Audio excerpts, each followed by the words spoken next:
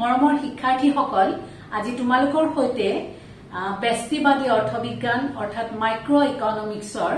উপভোক্তাৰ আচৰণ বা কনজিউমাৰ্ছ ইকুইলিব্ৰিয়াম অথবা থিওৰি অফ কনজিউমাৰ বিহেভিয়াৰ এই অধ্যায়টি আলোচনা কৰিম আৰু এই অধ্যায়টি আলোচনা কৰোঁতে আমি প্ৰথমতে এটা ধাৰণাৰ সৈতে স্পষ্ট হ'ব লাগিব সেই ধাৰণাটো হৈছে উপযোগিতা উপযোগিতা যাৰ ইংৰাজী প্ৰতিশব্দটো হৈছে ইউটিলিটি উপযোগিতা বুলি ক'লে কি বুজো আমি যে মানুহৰ অভাৱ পূৰণ কৰিব পৰা ক্ষমতা one satisfying power of a commodity এই উপযোগিতা আৰু উপকাৰিতা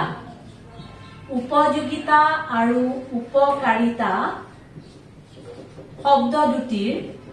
অৰ্থ কিন্তু বেলেগ বেলেগ অৰ্থ একেটা নহয় আৰু এই অৰ্থ যে উপযোগিতা আৰু উপকাৰিতাই যে বেলেগ বেলেগ অৰ্থ বহন কৰে সেই কথাটো আমি প্ৰথমে স্পষ্ট হ'ব লাগিব আমি এটা উদাহৰণৰ সহায়ত সেই কথাটো স্পষ্ট কৰিব পাৰো আমি ধৰি লৈছো এ আৰু বি দুজন মানুহ এতিয়া এই এ মানুহজনে গৰমৰ দিনত শীতল পানীয় বা কোল্ড ড্ৰিংক ব্যৱহাৰ কৰে আকৌ এই বি মানুহজনে গৰমৰ দিনত শীতল পানীয় বা কোল্ড ড্ৰিংক ব্যৱহাৰ নকৰে এতিয়া এই দুয়োজন মানুহৰ ক্ষেত্ৰতেই এই 7 আপ কোল্ড ড্ৰিংকটোৰ উপযোগিতা বেলেগ বেলেগ হ'ব আমি যদি প্ৰথমে উপকাৰিতাৰ কথা কওঁ এই দুয়োজন মানুহৰ ক্ষেত্ৰতেই এই কোল্ড ড্ৰিংকটোৰ কোনো উপকাৰিতা নাই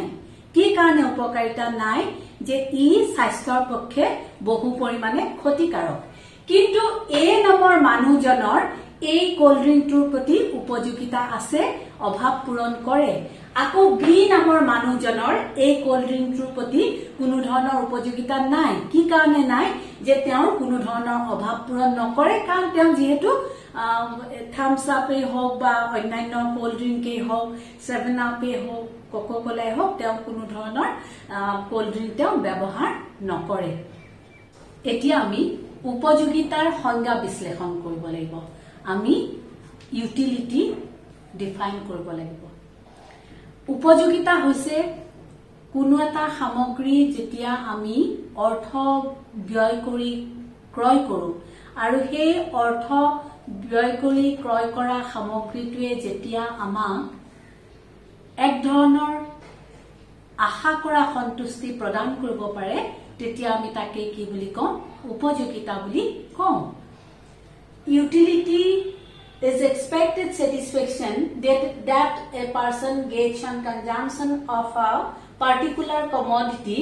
on which he might to spending some money বুজি পাইছানে এতিয়া এই উপযোগিতা বা ইউটিলিটিক আমি দুটা ভাগত ভাগ কৰিব পাৰো এটা হল টোটাল ইউটিলিটি আৰু আনটো হল মাৰ্জিনেল ইউটিলিটি সৰ্বমুঠ উপযোগিতা আৰু প্ৰান্তীয় উপযোগিতা এই দুটা ভাগত আমি ভাগ কৰিব পাৰো এতিয়া চোৱা এই চিত্ৰটোলৈ চোৱা আমি উপযোগিতাৰ ভাগ দুটাৰ কথা আলোচনা কৰিবলৈ যাওঁতে আমি এটা উদাহৰণৰ সহায় ল'ব পাৰো এই মানুহজনক দেখিছানা ফটো মানুহজনৰ এই মানুহজনৰ বয়স ধৰি লোৱা হ'ল 60 বছৰ এই মানুহজনে ঠাণ্ডা কালি ৰাতিপুৱা 8 বজাত শুই উঠে আৰু 8 বজাত শুই উঠিয়েই তেওঁ একাপ চাহ খায় 8 বজাত যেতিয়া তেওঁ চাহ খায় তেতিয়া তেওঁ 100 ইউটিলছৰ সমান উপযোগিতা লাভ কৰে তোমালোকক এইখিনিতে এটা কথা মনত পেলাই থৈছো যে উপযোগিতাৰ অৰ্থাৎ ইউটিলিটিৰ যেটো ইউনিট একক হেতুক আমি ইউটিলছ বুলি কওঁ UTILS এতিয়া 8 বজাত মানুহজনে খোৱা চাহৰ ইউটিলছ হ'ব 100 সেই একেজন মানুহে যেতিয়া 10 বজাত তেওঁ দ্বিতীয় cup second cup of T তেওঁ লয় তেতিয়া তেওঁ উপযোগিতা পায় 80 ইউটিলছৰ সমান আৰু সেই একেজন মানুহে যেতিয়া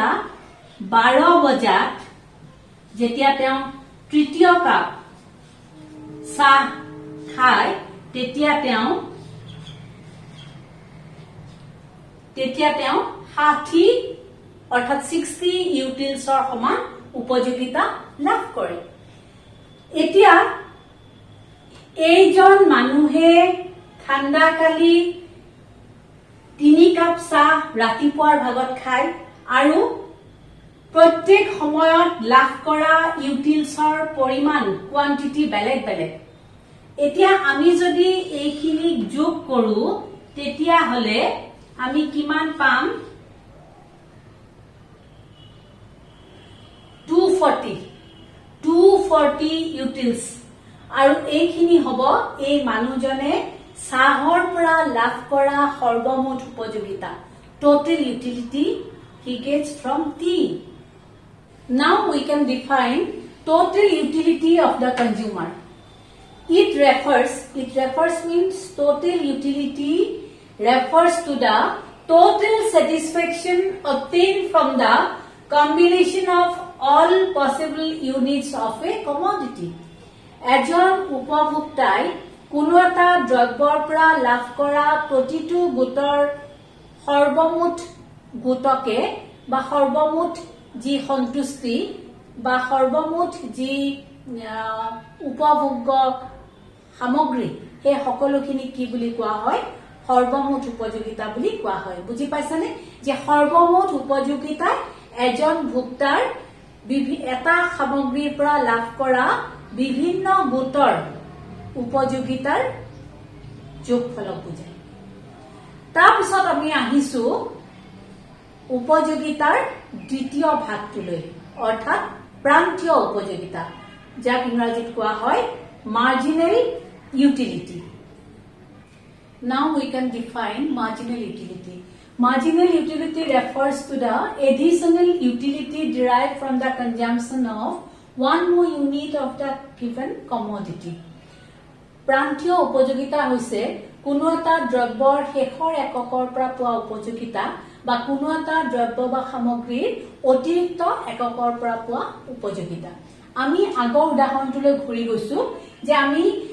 প্ৰথম কাপ চাহৰ পৰা পোৱা উপযোগিতা আছিলে 100 ইউটিলছ গতিকে সৰ্বমুঠ উপযোগিতা হ'ব 100 ইউটিলছ আকৌ যেহেতু ইয়াত অতিৰিক্ত একক যোগ হোৱা নাই গতিকে মাৰ্জিনেল ইউটিলিটি প্ৰান্তীয় উপযোগিতা হ'ব 100 দ্বিতীয় কাপ চাহৰ পৰা পোৱা উপযোগিতা আছিল 80 ইউটিলছ গতিকে সৰ্বমুঠ উপযোগিতা হ'ব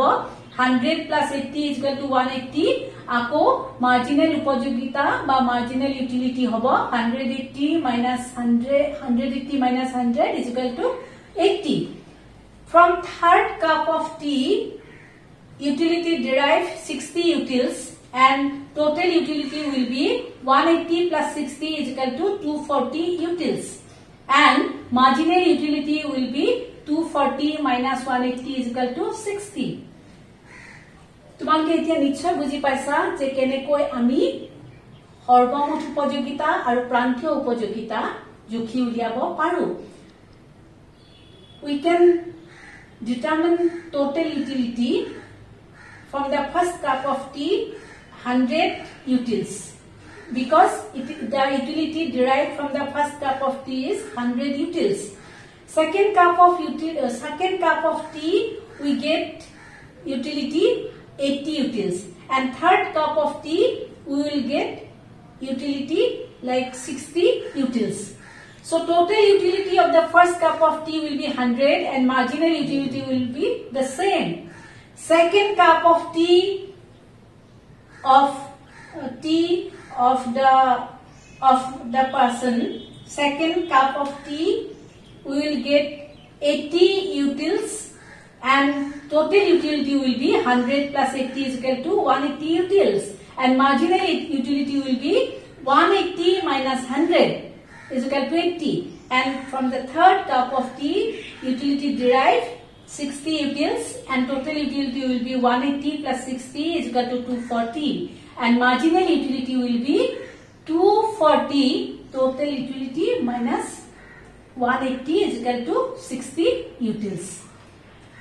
In our next class, we will discuss how to calculate total utility and marginal utility. Amar পৰৱৰ্তী শ্ৰেণীত আমি প্ৰান্তিক উপযোগিতা আৰু সৰ্বমুঠ উপযোগিতা কিদৰে নিৰ্ণয় কৰিব পাৰি আমি বিস্তৃতভাৱে আলোচনা কৰিম। ধন্যবাদ।